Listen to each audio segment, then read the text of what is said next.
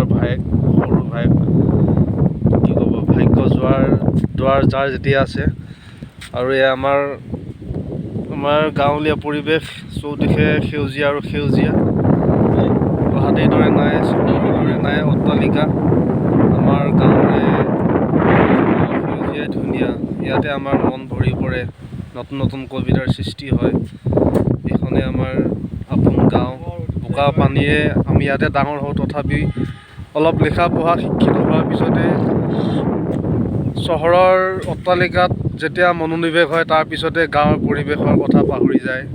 কেতিয়াবা হঠাতে গমন হয়, কিন্তু তাতে যিবিলাক আজিকালি পৰিৱেশ, হত্যা ধৰ্ষণ গাঁৱতো চলিছে, তথাপিও গাঁৱত সেই চহৰৰ অনুপাতে বহুত কম।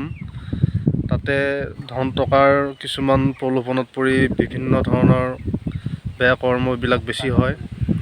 তথাপি যাহওক, আমাৰ গাঁৱৰে আমাৰ আপোন, এই গাঁৱৰে আমাৰ পেটৰ ভাতমুঠি ইয়াৰ পৰাই মুকলি হয়। গতিকে এই গাঁৱলীয়া পৰিৱেশটোৰ কিছু ভিডিঅ' অকণমান আপোনাৰ ওচৰত দেখাব চেষ্টা কৰিলোঁ। চৌদিশে সেউজীয়া আৰু সেউজীয়া। এয়াই হ'ল মায়ং মৰিগাঁও শিলডুবি এলেকা, এটা সৰু এলেকা, এখন পথাৰ। সিপিনে আছে আপোনাৰ নদী, সেইখনে দলংখন। সিপিনে যাব আপোনাৰ চিধা হৈ আপোনাৰ মৰিগাঁও পিনে ভিতৰে গেৰুৱা পাব পাৰি, একে ভোৰাগাঁৱলৈ যাব পাৰি এই ৰাস্তাটোৱেদি।